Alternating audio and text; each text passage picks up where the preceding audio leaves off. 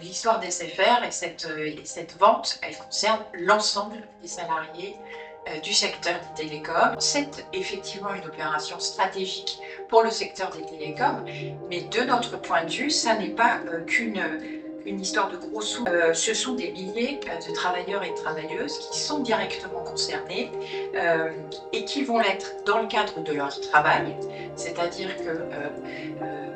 et là, pour le coup, c'est au-delà du périmètre de SFR pour l'ensemble des opérateurs. L'ensemble des opérateurs vont être concernés, donc il y aura un impact sur le travail et le contenu du travail, et puis bien entendu sur l'avenir de l'emploi qui est source d'inquiétude pour un bon nombre de salariés. Et donc cette histoire de SFR, ce dossier SFR, ça n'est pas qu'une question de SFR, ça concerne l'ensemble des opérateurs et ça a été dit, et je tenais à le rappeler et à le souligner, ça concerne aussi l'État.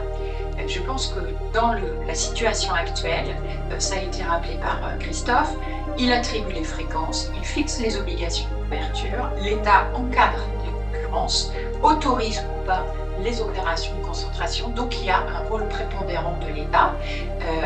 Il a une part de responsabilité, donc l'idée n'est pas de dédouaner non plus les opérateurs eux-mêmes, mais je pense que c'est important de dire que l'État a une responsabilité particulière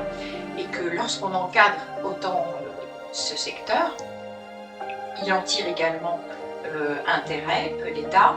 Il ne peut pas dans la situation considérer que la question de l'emploi ne serait qu'une question privée au moment où l'opération se décide. Et donc, il doit aussi y avoir une implication de l'État dans cette vision sociale, en tout cas dans cet aspect social qui pourrait pour l'État autorisant cette consolidation sans cadre social reviendrait à ce qu'il valide un choc social en expliquant que ce sont les opérateurs qui en sont responsables et qui doivent s'en dépatouiller.